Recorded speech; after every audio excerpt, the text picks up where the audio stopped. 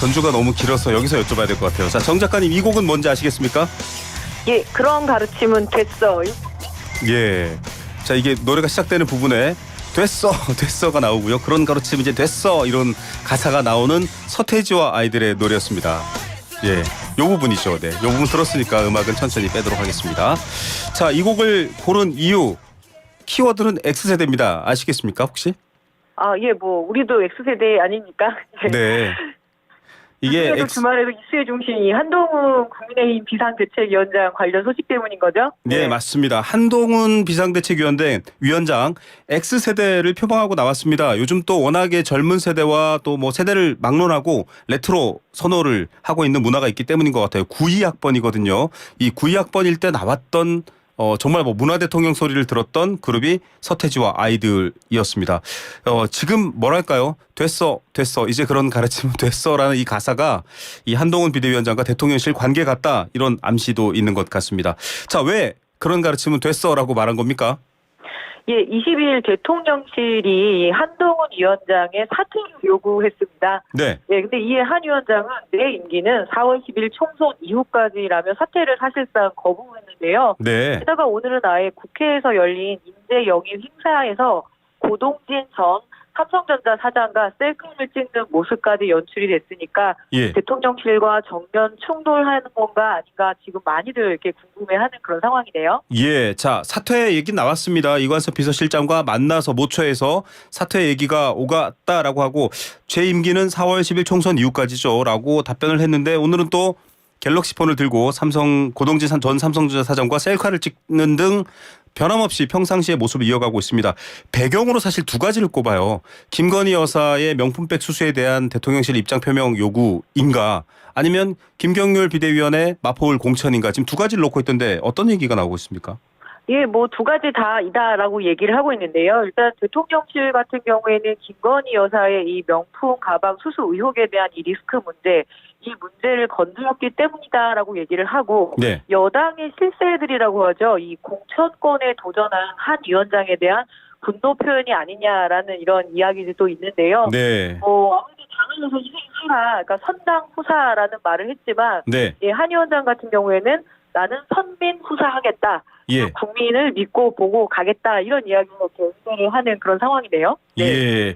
자, 이게 한동훈 개인이 마치 나 공천권도 내가 원하는 대로 할 수 있어라고 하는 이른바 사천이 논란인 건지 아니면 당내 여러 수도권 의원들 중심으로 나온 김건희 리스크에 대한 해소 논란인지 궁금합니다. 여러 가지가 있는데 자, 이 대통령실의 입장이 좀 더 구체적으로 알려줬으면 좋겠는데요.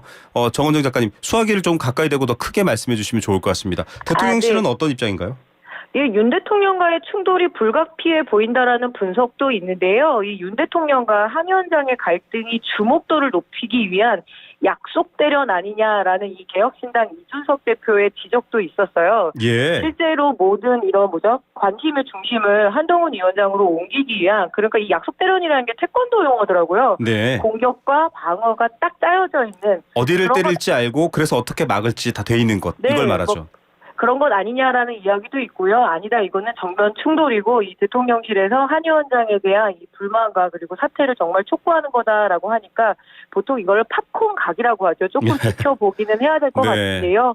예, 과연 어떤 향배를 가게 될지 일단은 이 한동훈 위원장이 향후 어떤 그 반응과 그다음에 행동을 보일지 좀 주목이 되고 있습니다. 예. 왜냐하면은 사실은 지금 총선과 한동훈 체제를 앞두고 한동훈 비대위원장이 대통령실을 뛰어넘는 대통령실보다 더 치고 나갈 수 있는 모습을 보여야 된다. 이런 정치권의 평가들이 있었는데 거기에 대한 이른바 약속 대련처럼 좀 한동훈 키워주기, 총선판 키워주기인 건가? 아니면 지금 사퇴 얘기가 나온 이후로 사실 종잡을 수 없거든요. 대통령실과 미묘한 차이가 수면 위로 드러난 것인가? 이 두 가지 모습. 일단 한동훈 비대위원장의 이후 행보를 보고 판단해야 된다라는 정은정 작가의 브리핑이었습니다.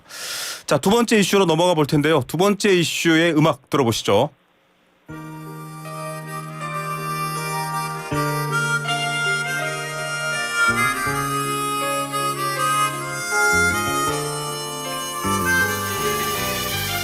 이것도 전주 들으면 맞추셔야 됩니다. 이 음악은 특히 X세대들은 잘 아실 것 같고요. 그 윗세대들은 더 잘 아시겠죠. 이 음악 뭔지 아십니까?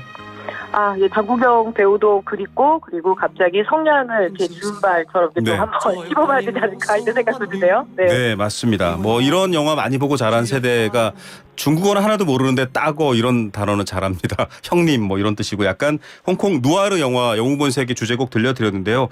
자, 정말 문화의 아이콘이고 많은 세대들이 좋아하지만 지금 홍콩을 바라보는 분들은 정말 이 누아르 영화의 배경처럼 아주 어둡고 암흑 상태 그 자체입니다. 왜 그렇죠? 예, 올해 초부터 이 홍콩 H지수 보통 항생 중국 기업 지수라고 하잖아요. 뭐 네. 한국 같은 경우에는 코스피라고 이렇게 얘기하는 것처럼. 그렇죠. 예, 그런데 무려 11.12%가 급락을 했습니다. 즉 예. 마이너스라는 얘기인데요. 이 세계 주식시장에서 매우 이례적인 일이라고 해요. 네. 두 자릿수 하락률을 유일하게 기록을 한 건데 하다못해 지금 한국 같은 경우에도 계속 경기가 안 좋았는데도 마이너스 6.87. 네. 그 중국 같은 경우에는 마이너스 4.80. 네. 이스라엘마저도 마이너스 3.12에 불과하니까 매우 예. 지금 좋지 않은 상황이죠. 예. 아니 지금 전쟁 중인 이스라엘이라던가 아니면 경기 침체로 굉장히 어려운 중국보다도 또 한국도 지금 여러 가지 어려운 상황 때문에 떨어지고 있습니다. 중국 여파도 있지만 그것보다 더 큰 신년 초부터 11% 보니까 고점 대비 절반 이상 떨어졌더라고요. 지수가. 그런데 이게 문제가 되는 게 주가 연계 증권 때문이잖아요. 예, 뭐 ELS라고 보통 이야기를 하고 한번 방송에서도 다루셨잖아요. 네. 무려 1분기에 2조 원, 예, 상반기에는 6조 원 넘는 돈이 날아가게 생겼다라고 굉장히 큰 우려가 이렇게 제기되고 있는데요. 네. 예, 은행권 고객의 손실만 지금 2,300억 원에 달하고 있다라고 하니까 금융권에 떨어진 핵폭탄이다라고 이야기를 좀 하고 있습니다. 예. 원금의 절반 이상은 대부분 잃었다 이렇게 봐야 되겠네요. 뭐 심지어는 일부는 60%의 이 손실률을 보이고 있는데요.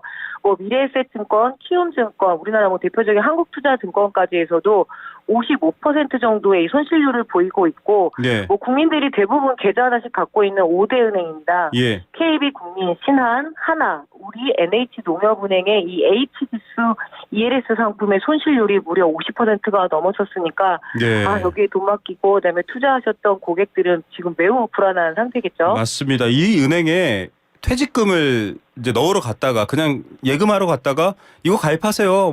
이거 나라가 안 망한 이상 괜찮아요라고 했다가 지금 손실 본 분들도 저희가 사례를 소개를 했었거든요. 정말 이분들 입장에서는 하늘이 무너지는 일입니다. 평생의 대가인데요. 이게 굉장히 피해가 더 커질 수 있다 우려도 있죠. 예, 뭐 결국 은행 믿고 투자했던 이 은행 고객들에게 큰 피해가 가는 면은 가정 경제에 큰 압박이 되잖아요. 네. 또 국가 경제 압박으로 올 수가 있는데 김 PD님은 좀 기시감이 느껴지지 네. 않나요? 네, X세대가 많이 겪었던 문제인데요. 예. 이러다 보면은 결국에는 은행에 제대로 돈도 갚지 못하고 네. 저 뭐 부도도 나고 이런 풍경들 제가 90년대 말에 봤던 게 기억이 맞습니다. 나는데요. 저는 네. 군복무 중이었는데요. 갑자기 입대하던 후배라고 부르나요? 그 후임병들이 숫자가 어마어마하게 늘었습니다. 경제가 굉장히 어렵다 보니까 다들 군으로 오는 상황이었었는데요. 뭐 이른바 IMF 병 이렇게도 불렀거든요. 네. 이거 보면은 걱정 마세요. 그냥 투자하세요. 이렇게만 듣고 투자하신 분들이 문제인데 제대로 알아봐야 되는데 어떻게 하면 좋을까요? 예, 저도 이번 브리핑 때문에 ELS, H지수 이런 말들도 사실 입에 잘 붙지 않는데요. 예, 투자의 원칙 아닐까요? 못 알아듣겠는 것은 투자하지 않아야 되는데 물론 그렇게 권유한 은행에 대한 굉장히 단속 그리고 네. 뭐 단죄가 좀 필요하긴 하겠지만 투자자들도 너무나 큰 이익이 온다라는 건 그만큼의 리스크가 있는 거기 때문에 매우 신중해야 되지 않을까 싶습니다. 예, 맞습니다. 지금 금융감독원에서도 검사를 진행했고요. 정확히 은행의 잘못 여부도 따져야 되겠습니다만 이게 굉장히 저금리였다가 좀 이자가 많이 주는 데면 수익이 괜찮은 데면 좋지 않을까 그 마음 자체를 뭐라고 할 수는 없거든요. 다만 고객에게 이런 불이의 피해를 만들었다라고 한다면 그건 책임질 일은 책임져야 되겠다라는 생각도 듭니다. 자, 세 번째 소식 가볼 텐데요. 이 곡은 들어도 좀 못 알아맞히실 것 같은데요. 음악 들어보시죠.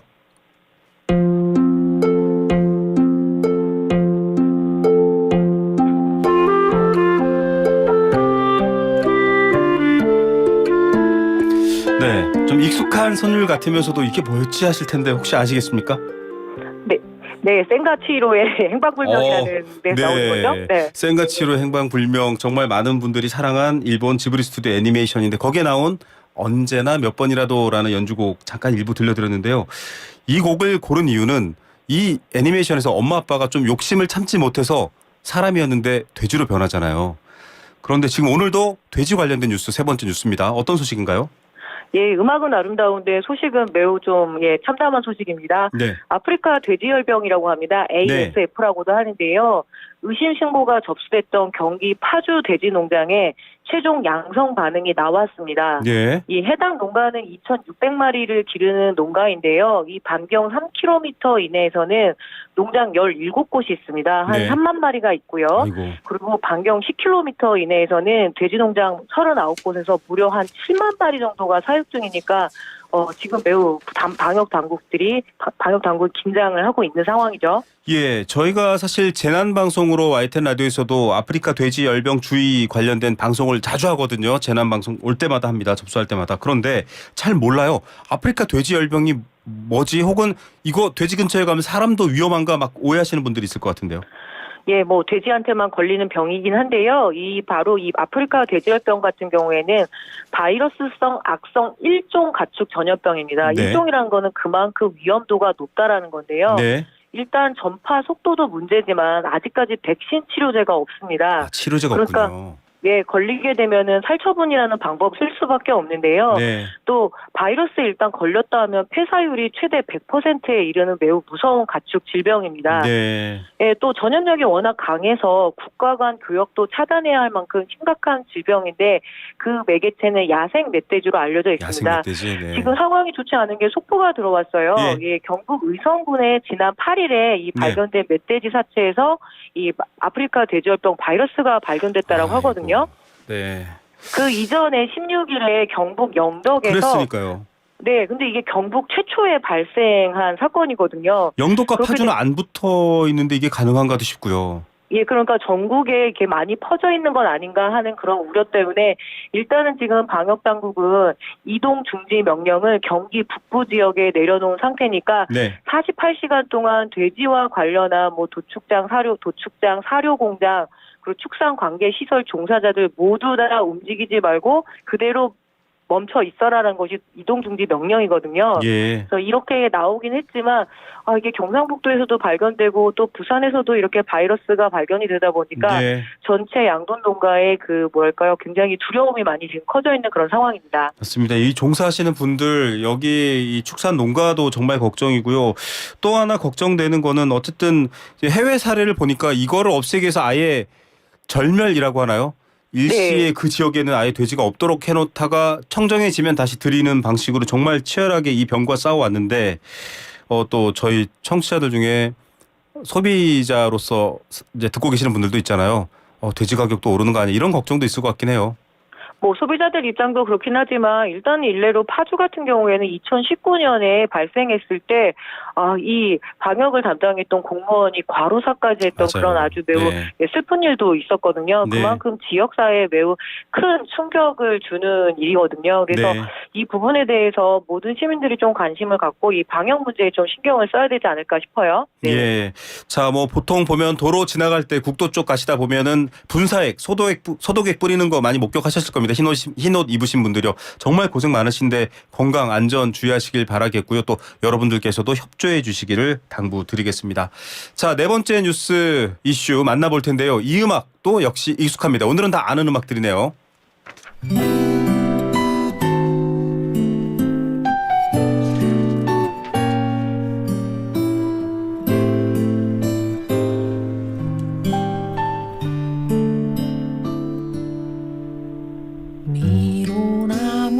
네, 아주 서정적인 이 노래 정 작가님 맞춰주시죠. 예, 양희은의 노래 아닐까요? 예, 그 영화의 그 OST 맞습니다. 제가 알고 있는데요. 네. 네, 선생 김봉두라는 영화 OST 시골 학교 분교를 배경으로 한 영화였죠. 여기에서 등장했었던 양희은의 내 어린 날의 학교라는 곡입니다. 굉장히 서정적이어서 많은 분들이 좋아하는 곡인데 이 노래를 서정적으로 들려드리려고 했는데 오늘 뉴스를 들어보면 좀 슬퍼요. 오늘 이 학교 배경으로 나온 음악을 고른 이유, 어떤 이슈를 골랐기 때문인지 설명해 주시죠. 예, 얼마 전 서울 도봉고등학교 공립학교고요. 네. 개교 20년 만에 마지막 졸업생 64명을 졸업시키고 그리고 학교가 문을 닫았습니다. 네. 예, 이 졸업노래에서 그거 있잖아요. 앞에서 끌어주고 뒤에서 밀며. 네네. 예, 그런데 끌어줄 후배들 그리고 뒤에서 밀어줄 그 후배들이 없었으니까 매우 좀 쓸쓸하고 마음이 참 짠하더라고요. 저도 네. 언론 보도를 보다 보니까요. 네네. 아니 서울 시내에 있는 고등학교인데 학생이 없어서 지금 폐교를 했다는 얘기인가요? 예, 최초의 사례고요. 지금 이 최근 3년 사이에 70곳이 넘는 초중고 공립학교가 폐교가 됐다라고 해요. 아, 그렇군요. 예, 이 상태로는 앞으로 더 많은 학교들이 사라지게 될 것이라는 전망인데, 초등학교 상황은 더 심각합니다. 올해 초등학교에 입학하는 학생이 처음으로 30만 명대로 떨어졌다고 맞습니다. 하고, 예, 서울은 5만 명대로 하락을 했다고 합니다. 예. 예, 향후 전망도 더 좋지는 않아요. 내년 같은 경우에는 2026년이죠. 20만 명대로 하락할 가능성이 지금 점쳐지고 있는데요. 이야. 아무래도 뭐 학교가 사라지면 학교만 사라지는 건 또 아니잖아요. 예. 네. 이게 학교가 저는 어떤 교육기관이나 어떤 그 지역 커뮤니티 공동체의 역할도 있지만 장소로서도 중요하거든요. 좀 마음 답답할 때 어릴 적 다녔던 학교 가보면 괜히 좀 힘도 나고 마음도 뚫리고 이런데 이제 그 장소 자체도 사라지는 거잖아요. 학생들이 없으니까요. 예, 지역사회에 굉장히 큰 충격을 줍니다. 뭐 아무래도 문구점부터 해서 분식점 그리고 지역의 활력까지도 같이 떨어질 수밖에 없는데요. 네. 일례로 성동구에서 굉장히 오래된 초등학교입니다. 화양초등학교 같은 경우에도 폐교를 했다고 해요. 예. 그래서 그 시설이 겨우 주차장으로 이렇게 지금 현재 임시로 이용이 되고 있는데 네. 일단 이 폐교가 되고 나면은 이게 보통 교육청의 자산이거든요. 예. 그래서 매각이 되기도 하고 임대가 되기도 하는데 어쩔 수 없이 폐교가 된다 하더라도 결국 지역사회에 환원이 되는 방법 그리고 네. 평생 교육 시대에 맞춰서 좀 변신을 해야 되지 않을까 그 부분에 대해서 조금 더 의논을 해야 될 것 같습니다. 맞습니다. 이 제천에 있는 송악중학교라는 곳은요. 폐교한다고 했더니 졸업생과 지역 어르신들이 이 신입생을 유치하러 다녔습니다. 결국은 폐교를 막긴 했는데 그만큼 모두의 관심이 있지 않으면 아이들의 웃음소리, 문방구 앞을 시끌벅적하게 지나가는 소리들은 이제 더 이상 들리지 않는 소리가 될지도 모르겠습니다. 좀 기분이 쓸쓸하네요. 오늘은 옛날 다녔던 학교 한번 찾아봐야 될 것 같습니다. 자, 마지막 이슈 음악 들려주시죠.